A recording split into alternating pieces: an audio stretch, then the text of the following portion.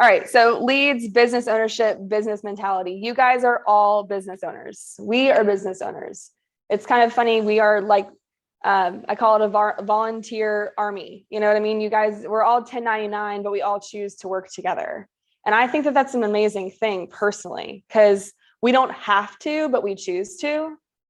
And there's a lot of power in that togetherness, right?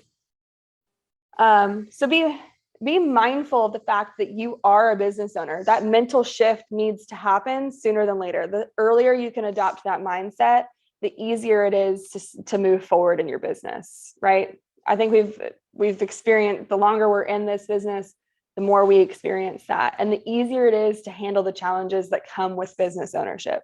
And the easier it is to handle the great things that come with business ownership. So, and I think it's important to mention, like, there's levels of that. So like, when you're getting started, we're not going to expect you to do this level at the day one. Like, we're going to give you simple things to focus on. And then as you grow, there will be more responsibility that you can choose to take on, or, you're going to grow at your own pace. Right. And that's why we really all have each other. You have us, you have the Alleman office staff, and you have the FITS group, and you have the Alliance, and we have integrity. Like, we have so much support that it can be overwhelming of where do I get my support? But just know that we're your direct line of support, but then you have all these different layers that are much bigger than you, and really the leading companies in the entire industry. You should find a lot of confidence in that. Integrity does more business in the insurance space than anybody. I know I'm right. Over half. I know I'm right. It's over half of the life and health insurance that's sold in America goes through Integrity in some form or fashion. Integrity is just the company that owns the whole thing. They just support everything. They support everything. So to be clear, when you leave here today, you're going to be very clear about the few things that you just need to focus on. Yeah. Wherever you're at, right? You're going to know exactly. One of the things that comes with that business ownership is the fact that you cannot create revenue without investing into something. It is really hard to create nothing or something from nothing. We are not magicians. That is not the business that we're in. So you have to have, although our industry is a $1 trillion industry, people don't just walk up to you and ask for life insurance. Everybody would do it if that was the case. So you have to get your mind wrapped around, I can't run my business without inventory. That inventory is leads, or that inventory is a book of business, period. Now, don't get me wrong, there are plenty of people who have been successful off of warm market, family and friends, that strategy. We don't work that strategy. We're supportive of you if that's how you want to work it, like totally, but that's not how we worked it. And so what we know is leads and our book of business. So let's kind of talk about real quick the expectations behind the dollars on what I'll let you go over that, on dollars that you can when you're spending, what you should expect, and then how you should be working your leads most effectively to get the most out of it. Right. So do you have a? Yep. Here you go. Okay.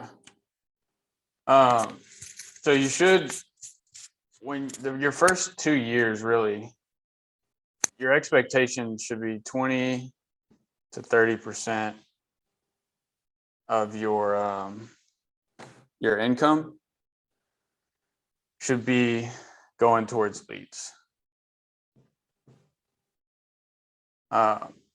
Which, if you look at any other business in America, you're typically spending probably 70 to 80%. Yeah. And you're keeping 20 to 30. Okay. We have a system that works. It's worked for 20 plus years. Yes, we're all unique individuals, right? But if you buy leads and work them, you will get paid. Now, like with me, I had quite a bit of a learning curve. So I had, I bought leads, worked them, and then I had to get coaching, which I still seek that out. And then, invest again, work them, and then get coaching again, right? That's always going to be like, even in sports or anything you do, is not just this business. If you're not getting like coaching from someone else after you've worked, it's just going to prolong the process of you figuring out like what you might need to tweak, right? So what I say is, if you stay creative and you stay ambitious, like those are the two things that will always bring you the most success. So if you're buying the leads, really after that, it comes in, your schedule should be first, really. But we're talking about the sales process. Obviously, we all know we have a schedule, what days we're dialing. Like we dial every Thursday, there's a Zoom, like every single week that's open for people to join. Now, we're not telling you have to be on there. Like you set your own schedule. If you run appointments that day, that's cool. But that's open from 8 to 11 Central for anyone to listen, work, whatever, right? And then also Mondays is another day where we're dialing to schedule. That's the schedule we run, right? One of us is always going to stay more available than the other to answer calls, right? Like you'll always be able to get one of us, if not both of us, if you reach out. And then you have Slack and other stuff like that. But when you're working the leads too, you also want to say, okay, on the leads I'm working and scheduling an appointment with, am I turning that lead into a lead? Right? So I know Kay's really good at that. Because you can either buy a ton and just miss some, or you can buy some and work them really well. You should always be telling yourself, if I purchase leads, am I turning that lead into another one, which is a referral, right? And knowing that you're a blessing because you are, like you have a license, they ask for the help, and you're calling them, right? So really the mindset of working them is setting a time that you're going to call them each week. And if you don't have enough resources, looking at what your budget is to get more. Okay, so that comes back to this 20 to 30% of what you get paid in commissions. You should look at, okay, how can I put that into new resources? And then set a time to call them. So you should be calling them at some point in the morning. We start at 8. I started at 7:30 for years. You can do that. I did that for a long time. You catch a lot of people from that 7:30 to 8 window that'll never answer after. So that's a big part of it, is realizing that you are going to have to call them at different times if you're going to catch them, right? And then if you can't catch them, if you're doing in-person sales, you're going to have to be willing to go to that house and knock on their door, especially if it's a lead someone filled out like a direct mail that has their handwriting on it. You are going to have to be willing to go see them. And I'll tell you a story just from last week. I had a lead I had called for 2 weeks, and it kept going to voicemail. And then 1 week it would ring a couple of times and then straight to voicemail. And I've been in the business long enough. I'm like, this guy's not ignoring me, which I could have very well assumed that. because it rang a couple times and just, right? So I was like, it's cool. Like whenever I'm out, I'm going to go by his house. So I went by his house, said, hey, Maurice, can't reach you, but I got this, letter from you here. It was about the mortgage protection. Do you remember this? Here's your, handwriting. And he was like, yeah. He's like, I'm glad you came by. He's like, my phone hasn't been working. He's like, my granddaughter threw it in the bathtub. True story. And it was like $270 a month, which is quite a bit of commission, right? And he had no insurance. He was a veteran. He knew he needed it. He refinanced the house. Like you just never know.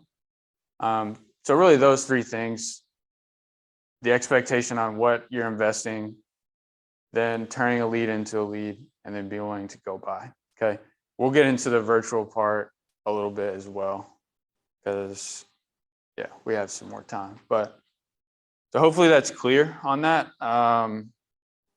Like also when you go over to for every $100 just on.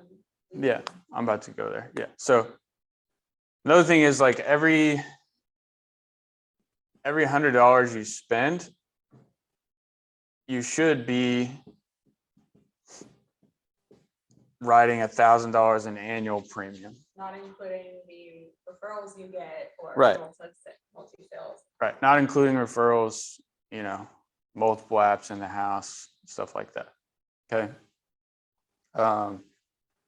That is the expectation. So if, and when I started, like there were several weeks where I was not getting that result. So I said, you know what? I need to talk to somebody because there's something I'm doing, whether it's not enough phone calls, something I'm saying, I don't know what it is, but I need to figure out what it is so that I can get this result. Okay. And I did. And so that's another thing too, being aware like, hey, this is the expectation. If I'm not reaching that, okay, what specifically may I not, or is it something I'm doing or not doing or whatever, right? And having a conversation about that.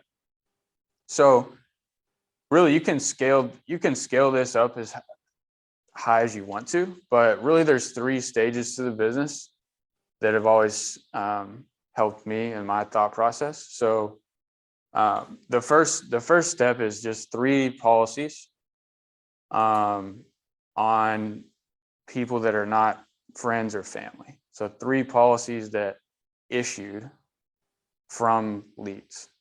Okay, that's the first step. So if you're starting, that's really all you need to focus on. If you have a batch of leads, just focus on scheduling appointments and getting 3 applications issued and paid, right? Because that's really the first step. Then after that, you need to be consistent with what you're reinvesting back into leads. So if you're spending, $200 a week, cool. Get consistent 2,000 a week submitting from that investment. Now, if you're not working, that 2,000 is not going to come, right? Like we have to make phone calls on them. That's where it starts, making phone calls. But that's the second stage of the business is, okay, if I'm spending this much for 6 weeks, am I turning, if I'm, for example, 200, am I submitting 2,000? Or on average, 2 to 3 policies, because some policies will be higher, some will be lower, right? And making sure you're tracking that as well. And then after that, the third step is just scaling it, because if you can be consistent with one number, you just multiply it to whatever income amount that you want, right?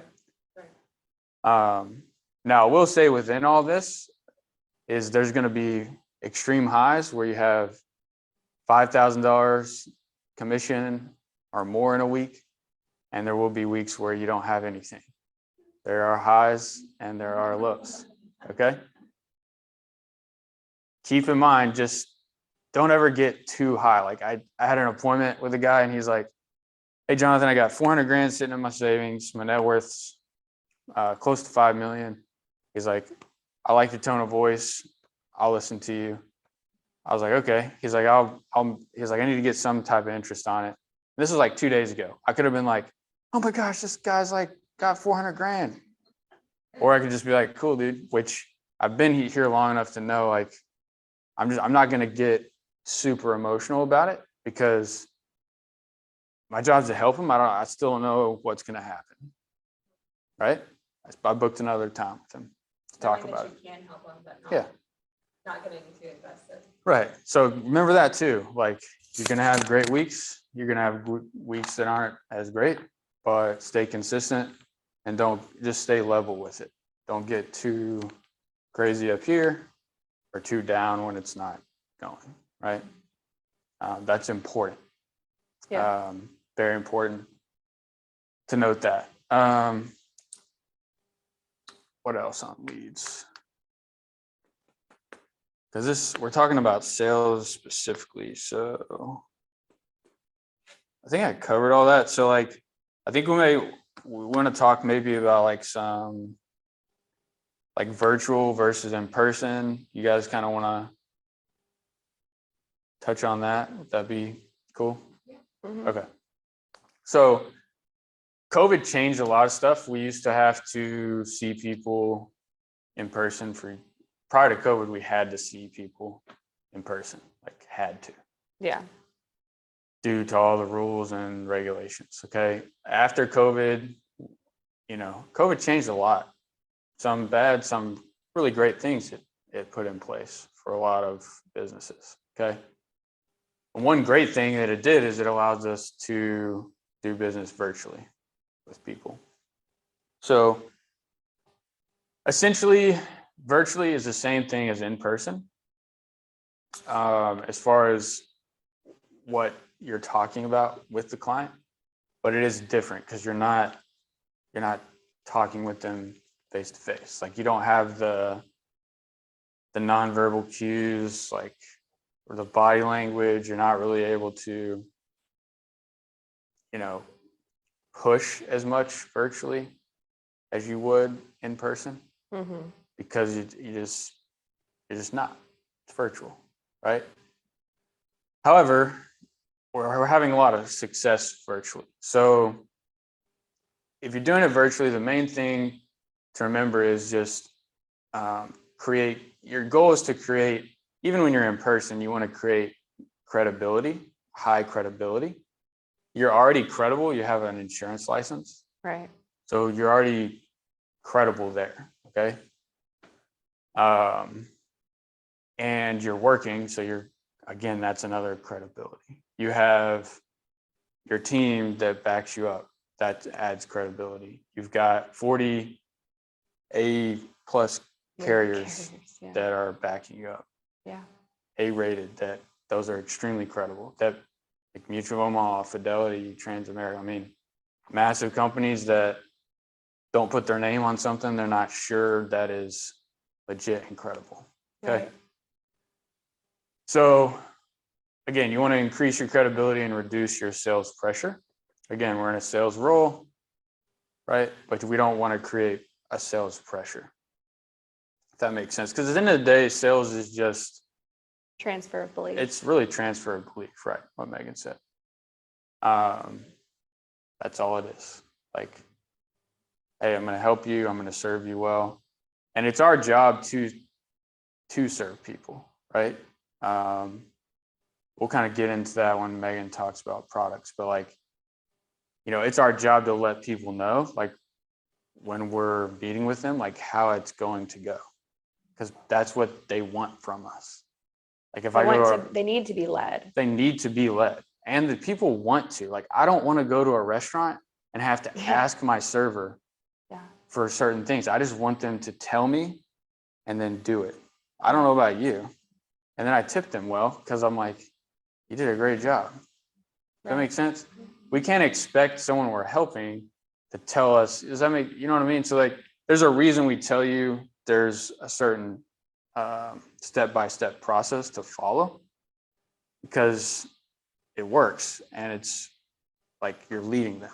Okay. So in the beginning, I would create, if you're doing virtual sales, create some type of business card that you can text to people that just has your insurance license on there, a picture of yourself, right?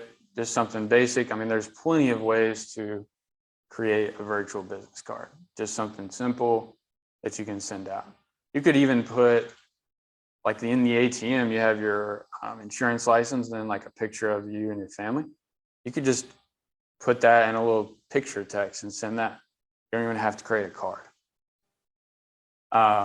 So what I do once you've booked the appointment is I just say, hey, we used to have to see you in person. Since COVID, they've allowed us to do this virtually. What I'm gonna do is just text you my info so that you have it. I just ask you to do me a favor, please don't share my information with anyone. Is that fair enough? Yeah, of course, Jonathan, I'm not gonna share your info. What that does is it just creates credibility so that when you're filling out the application with them, they're gonna give you everything because you already you led them and said, here, like, I'm a professional, here's my info in the very beginning. Okay. That's really number one. Like, as soon as you get on the phone with them and you like right in the first minute or two, I'm saying that. Like, hey, how's your day going? It's, small talk a little bit, but then I'm going directly to that. Right. So, and then from there, really you're letting them know, like, hey, I got a request from you. I'm a broker. I work with 40 top companies. Okay. So what I'm going to do is I'm just going to go through some information with you. If this makes sense, I'm going to help you with it. If not, no worries. I don't have a sales presentation. Fair, right? So that reduces pressure again, like, because at the end of the day, like, it will make sense. Right. And if it doesn't, they know someone will make sense for, so you can ask for that referral. Right. I think about it like I'm talking to my uncle that I'm going to see here in September, that I see once a year or maybe every 2 years. I know him well, but I don't see him that often. So when I see him, I catch up. Like, hey, Brooks, how's it going, dude? How's business? Right. That's how I approach talking to someone, even though I don't know them. That's my thinking with talking to them. Why? Because you want it to be a normal, friendly conversation. Yeah, I want it to be a friendly conversation. As if you were calling a friend or a family member. And they'll let you know if they're not into that. But like, there's only a few people that are just like super direct. And then those people usually buy. Then you can just be like, all right, we're doing this. And they're like, all right, cool. That's what I wanted to do. Like, you'll notice that's what they want to do pretty clearly. But most people want to have a friendly conversation with you. Right. Majority of people. Okay. So yeah. And then from there, you're just following your ATM. So you're not like the ATM that all of us have. You're just going through that. And if you don't know what the ATM is, you can learn about it. Will learn about it in the boot camp if you have it. If you don't know what it is, you'll learn about it in the boot camp. TFG boot camp. Yeah, TFG boot camp. So, and then you're just going through that process. I have a document I can send you that I just kind of walk through with people. But again, it's just it's a conversation, but you're leading them through that process. And it does matter. It does matter what you're saying for sure. Okay. Meaning, like, they filled out a request, they booked an appointment with you, and they answered. 80% of that process is completed. Right. Like, you just need to walk them through applying. Like, they want you to tell them what to do at that point. Otherwise, they wouldn't have booked an appointment or showed up. Does that make sense? Right. Because for a long time in the business, I was like, oh, I'm gonna mess up. And I realized, I was like, no, like 80% of it's done. Just tell them what's gonna happen. You just have to do it in a professional manner, right? So another thing that with virtual stuff that's important to remember, like there's, your conversation is gonna lead through like as you go through your ATM, like, but there's some main points to hit on. Okay. So like why they filled that out, right? So like, hey, were you just looking to cover your funeral costs? Were you looking to leave extra money behind? Like, why did you inquire about this? Right. But that's a good question if you're doing virtual stuff. Like, hey, were you just wanting to cover like funeral costs, or were you wanting to leave extra money to someone? Like, that's a good statement to ask, because a lot of virtual stuff you're going to get in are people that want to leave money behind. They've already got stuff covered, or they don't have stuff covered and they're trying to cover it. That's a lot of the virtual stuff you're going to get. So that's a really good question to ask. And then and based on what they say, go from there, right? So then something else to touch on is like, hey, so, most people have somebody in mind that they care about, that they want this money to go to. Like when you filled this out, like who are you thinking about when you filled this out? That's another thing as well to ask.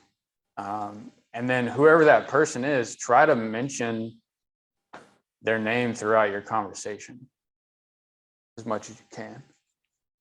And look, we're not being fake. Okay. So like, if you feel like you're being fake, well, slow down and have a conversation with whoever's helping you.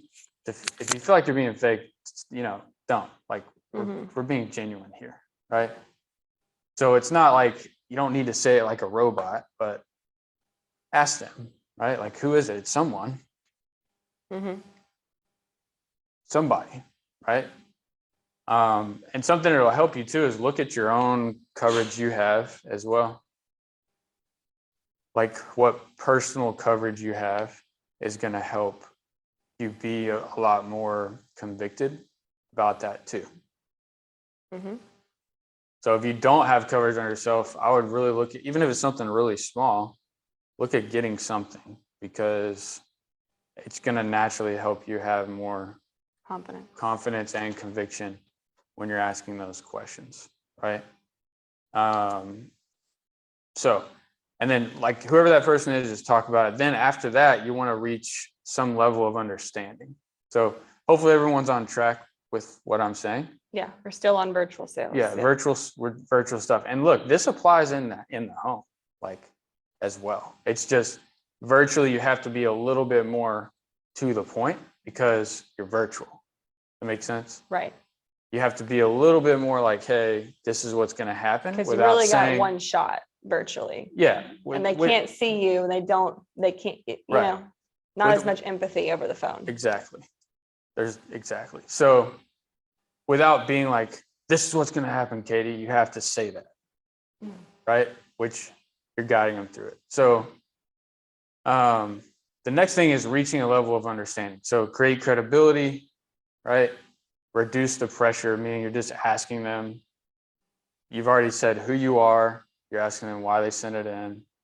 And then the third thing is you're reaching some level of understanding with them, okay?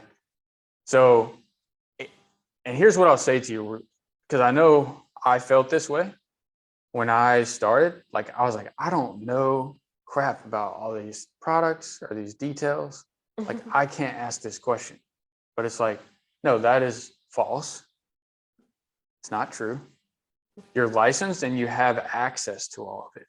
Right. Okay. It doesn't matter how much you know, how great it is. If you can't figure out what's important to this person, that stuff doesn't matter. And if you're not on the same page with that individual, it doesn't matter how smart you are. Period. Like my brother was telling me with his company, he's like, bro, there's so many engineers so much smarter than me. He's like, dude, they are really bad at communicating how smart they are, and they should be making way more money. But he's like, dude, you have to have the human factor, regardless of how smart you are. You have to be able to tell the CEO like how that's going to benefit his company. It doesn't matter how smart you are. If he can't feel that, he's not going to pay you. In any business, same here. Like, they're not going to move forward with you if you're not on the same page with them. So I ask people like, okay, so before we go on from here, what's your understanding of life insurance? Like, do you know the different, like, what kinds of life insurance there are? And I just let them talk, because there's only two kinds. There's three. There's accident, but accident death isn't life insurance. It's accidental death. It's a health insurance product, really. So it's really not actually life insurance. So I mean, you can explain that to people if you want, but like that's what it is. That's why it's like $10 for $100,000. Yeah, right. It's cheap. So there's really, and I just listen to them, and people will say a ton of different stuff. Whatever they say, I'm just like, yep. It's, there's term and there's permanent. There's tons of ways to do this. Tons of ways to set up term, tons of ways to set up permanent. Right. At the end of the day, those are the two kinds. Make sense? Yeah. I'm like, okay, so this is not something we can purchase. We have to qualify for it. Make sense? Yep. They're like, yeah, makes sense. And I was like, although we want to purchase it, like, as bad as I want to purchase it, I still have to qualify. Same with everybody that gets. Yeah, nobody gets special treatment. Yeah, no one gets special treatment here. Like, we have to qualify. The good news is we have 40 top companies we look through to find you which one actually is the best for you. Does that make sense? They're like, yeah. So I was like, so I'm going to go through a few questions with you, like some financial, some health, just to figure out which company is best. And then we're just going to send in a simple request, just to see if qualify to that company. And then if they qualify you, then we'll make adjustments at that time if you need to. But right now, we don't know if they're going to approve it. So I'm going to go through these questions and figure out which company, and then we're just going to see if they're going to actually approve you, so we can go from there, right? Because there's nothing really to think about if we can't be approved. Right. Right? Like, yeah. So at that point, you're already letting them know what's going to happen after you ask them the questions, right? So then you go through the questions. You have your green sheet, your financial page on the ATM. Go through the questions. Now, what I will tell you is we have a TFG mobile quotes link that you should have. If you don't, Slack one of us. I'm putting it on the AG team channel right now. Or Megan's going to put it on there. That's pretty much everything you need. Now, when you're starting, lean on someone else as long as you need to. Like that, our job is to help you get paid as you're learning, and then continue to get paid more so your book of business grows, right? But when you're asking the questions, you don't necessarily need to ask like, hey, what are the specific medicines you take? Okay? Because that can get very lengthy. And a lot of people, Katie, don't really know what they're taking, right? So, but they know what they're taking it for. Sometimes, but majority of the time, they know more what they're taking it for than what specifically it's called. If that makes sense, okay? So you want to just say like, hey, so health-wise, like anything major, in the past 10 years, heart attack, cancer, stroke, kidney failure, right? To eliminate those things. Because if they answer yes to one of those, then okay, answer yes, here's the companies that'll look at that, right? If they say no to all that stuff, The other question to ask is, have you been in the hospital overnight for anything in the past 10 years besides childbirth? If they say yes, be like, what for? And then just take those notes. But those are the two first questions I would say, like the major things: heart attack, cancer, stroke, kidney, anything with your major organs, any issues with that. And then, have you been in the hospital overnight the past 10 years? And third, hey, do you take any prescription medicine from a doctor? They say yes, be like, okay, what are you taking it for? And then take notes there. Those three questions are pretty much going to tell you where you need to go. If you're unsure, call someone. But those three questions will tell you exactly what company you need to quote them, all that good stuff. Okay. And then from there, you're just like, okay, so based on this, let me, look this up. You also, at that point, need to clarify, like, hey, is this something that you only need for a period of time? But at this point, you figure out if they can qualify for term or for like final expense coverage or permanent insurance, right? Now, unless they made a final expense request, then get them final expense, right? Get them what they asked for. But just ask them, do you need this for a period of time? Or is it something you always want to be there that's permanent? Just let them answer. And then you can go from there, right? Because people know what they need it for most of the time. You don't need to dive into all that, like the details of this different product. Just say, do you just need it for a period of time, or do you want it to be permanent? You can do the LIFE acronym as well. I'll talk about that in a little bit. Megan's going to talk about that in a little bit, but that's something that can help clarify like why people get it. If they seem kind of unsure why they need it, you'll get a few people that way, then you can use that. But most people will know what they need it for. Then you let them know, okay, from here, like, hey, so I looked through everything, do you have a pen and paper? I'm going to give you some options. Okay. And I just give them the numbers. Okay.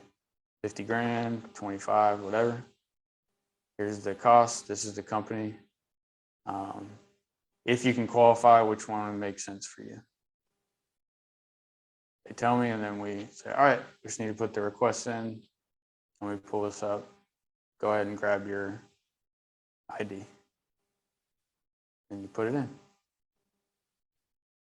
Now, the more you do it, the better you're going to get, right? If you're not closing it right away, that could happen. You always schedule another call. Okay, even if you help them, you're going to schedule another time to speak to them if you're doing virtual stuff. So if you submitted the policy, say, hey, we put this in, I'm going to let you know when you're approved. But is this time next week a good time to call you again? And most people say, yeah. I'd be like, okay, I'm going to put you in my schedule for this time. Please make note of it. I'll text you before I call you. I always just send them a text like, hey, I'm going to call you in about 30 minutes. And then, so you have that on the schedule, so you can tell them at that time, like, hey, you're approved. And then you can go through and ask for referrals at that point. I don't want to delve into too much of that. Like, that's stuff you whoever's helping you can talk about, right? Questions to ask, because there's just too much. We can't teach you everything and all at once. It's like too much information. The main thing is just schedule a time with them, whether you wrote it or you didn't. So if you didn't, say, okay, no problem. Like, I know this is important to you. How long do you need to think? Because most people will be like, well, I just need to think about it. Right? Yeah. And you shouldn't be getting a lot of that if you're doing it correctly. I still get a little bit of it. It's fine. You can't be perfect with it, but if they do need time, just be like, okay, something I asked them is okay. No problem. Like, do you need to think about it because you feel like the price is too high, or you don't feel like, right? Exactly.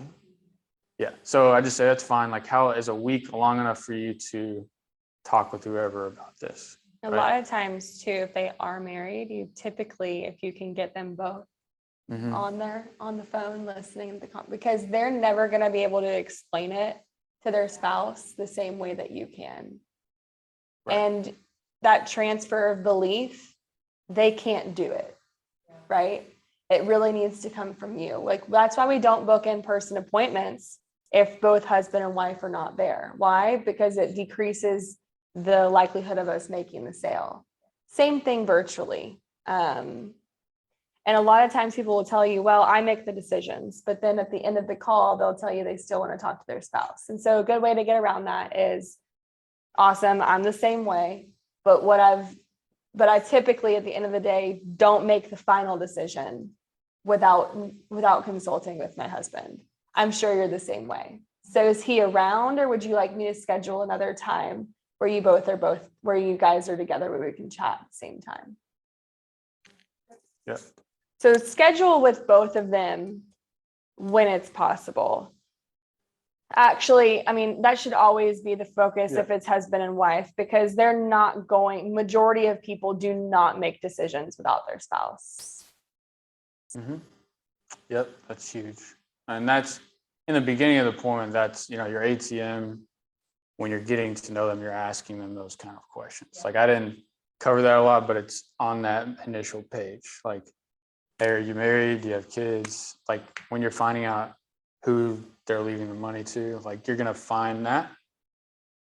So like Megan said, if they do have a spouse, try to get them both together. But I've had several virtual appointments where it's just one spouse and they're like, yeah, I deal with this. Like, this is just for me. I want to schedule a time to talk about my husband, but right now this is me. And I helped them, right? They were a full-time nurse. Like, you have to make your judgment on that, right?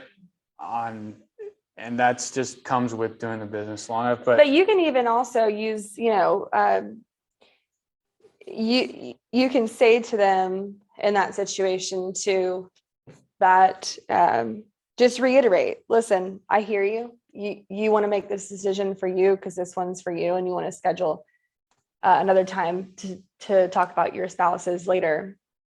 However, well, how am I trying to say this?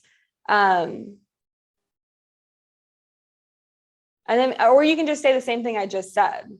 I don't typically make decisions without my spouse. So I just want to make sure I don't want to waste your time or mine during this conversation. So at the end of the day, if we find something that fits your need and your budget, are you comfortable making that decision without them today? Because I want to get that confirmation from them that they're not just blowing smoke about whether or not they're going to do it with or without their spouse. So again,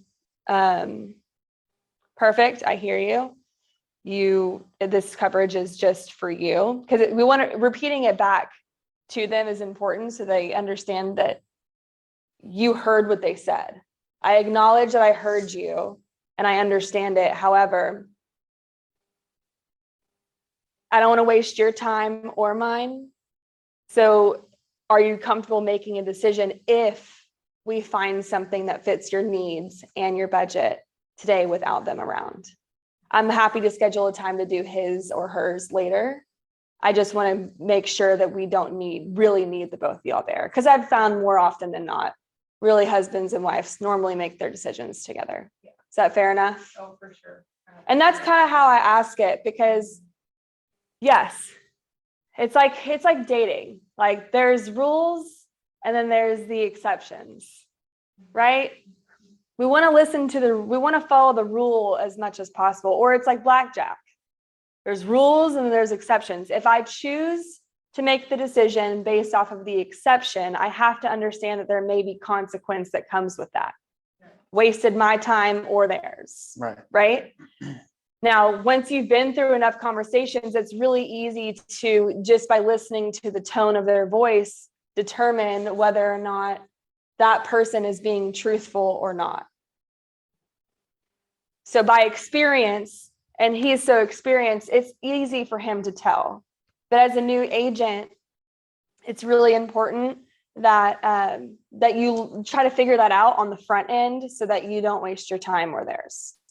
And by saying that to people, especially virtually, we're all busy. They appreciate it. You just got to say it with enough conviction. Mm-hmm. Yeah. And again, regardless of what happens, booking another time. Like, yeah. Do the, like what Megan's saying is the rules, like build your business on the rules or principles, if you want to call it. You don't build it on the exception, which she's right. You want both spouses there. If you're in person, every single time. Yeah. Period. No exceptions. Right. Since COVID virtually has changed things. So I'm not, yes, you want both of them there, but I'm just saying with virtual stuff, you'll have working people that may not even want to get together with their spouse. Right. That want to buy insurance. Also, right? With seniors, a good question is there other people, is there another person that needs to be around to help you make this decision? Right. It sometimes can be their child. This just happened to me the other day. Mm-hmm. Because it was a mortgage protection lead. He wasn't married. There was no one else on the loan. I didn't think about asking about his son, but he called me a couple of days later after I made the sale, after the sale got approved and issued. It was like $220 something a month. And he calls me and said, my son really deals with my finances and said, I really can't afford it. And so, but that was something I couldn't control, right? It wasn't a normal situation where it was a final expense lead. On final expense leads, it's a good thing to ask, especially virtually. Hey, is there anybody else that helps you make these types of decisions that needs to be on the phone call with us? Yeah.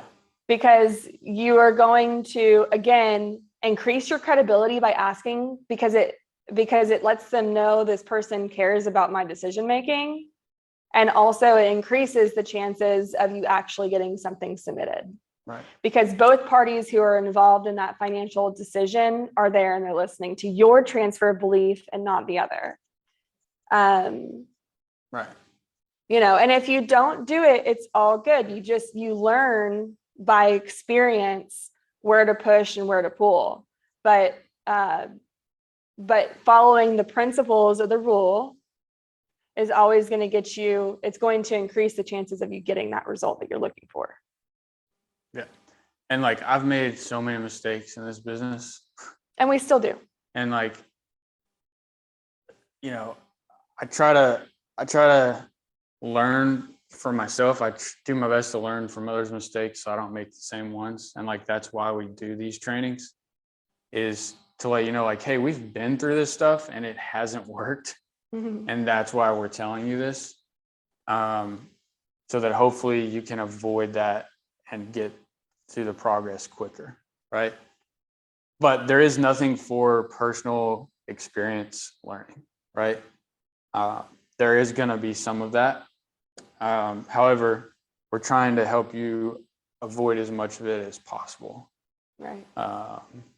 So that, you don't have to go through that. It doesn't mean it's not going to happen. It still Right. will, to be clear. So,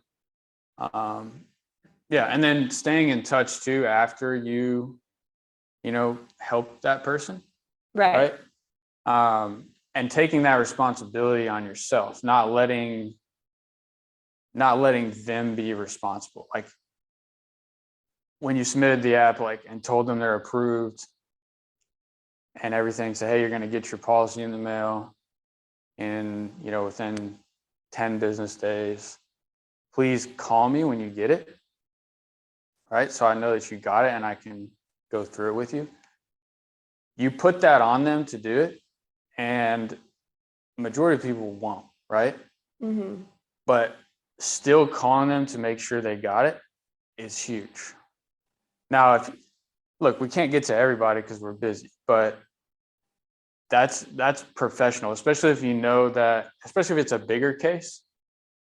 right? That's important. Staying in touch with that, making sure they know, you're a professional, all that stuff. And especially if they have other family members, right? Then you have a chance to have a conversation about that as well. Right.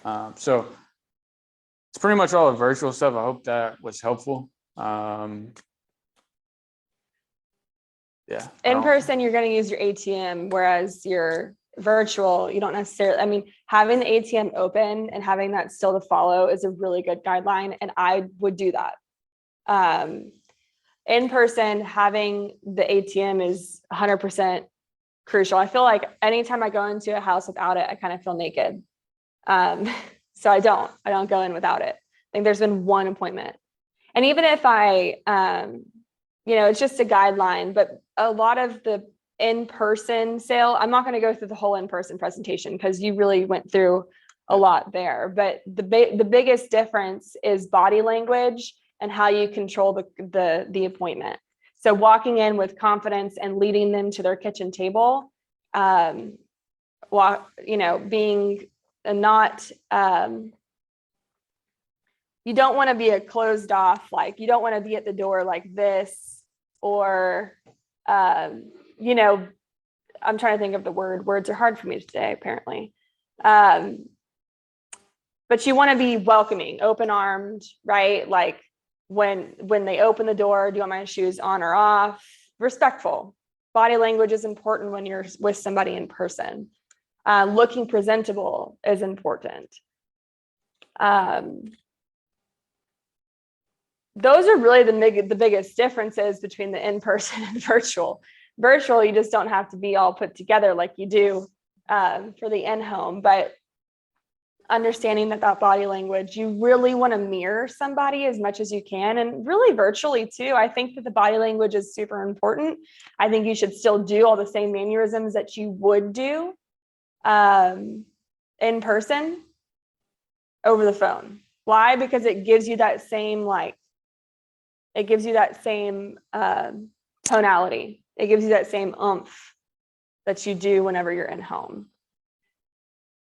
Also, keep in mind that when you're selling life insurance, this is something that's really important. You're about to make you're either going to really impact the family or it's going to be financial devastation, right? If something happens. The guy I was just telling you about the other day, when he called me to cancel the policy, I said, I hope I'm not overstepping my lane here, Larry, but I'm going to take a moment and just fight for your son. Because if I were him, I hope that I would hope that I would do this, right? So that this insurance policy that you're trying to cancel because it's too expensive, I said, how about we just bump it down a little bit? Because wouldn't you agree that something is better than nothing? We can change the premium from $228 to $84 a month. Just going to lower your coverage a little bit, I said, but I'm going to fight for your son here, the one who's going to be devastated when you're gone, because this is going to affect him, not you. It's going to affect him. And if you were my dad or my family member, I hope that the agent that was talking to you about life insurance would do the same. And how can you get mad at that, really, if you're the other person? He wasn't mad. He said, you're right. Let me talk to my son. If I can afford $84 a month, we'll just bump it down. So having the conviction to fight for people and fight for that person that it's actually going to affect, you have to be able to slow down. You can't talk fast or be nervous when you're about to do that, right? You've got to bring that conviction from somewhere. So slowing down, getting quiet, asking them, if something happened to you tomorrow, Tiffany, like you didn't make it home, what does it look like for Christian? Right. So you need to get people to tell you this. And you need to slow down and speak quiet to ask. Why? Because it gets people to listen. It gets people to listen. They feel your empathy. They can feel your heart. And then whenever you're explaining stuff or trying to get people's attention the other way, motivated, you want to speak high and maybe a little bit faster. But when we're talking this serious stuff, slow and low, you want them to feel the empathy, because it is important. You're not just selling them cookies or lotion. Like this really affects the family for generations, potentially. So we have to be mindful of that.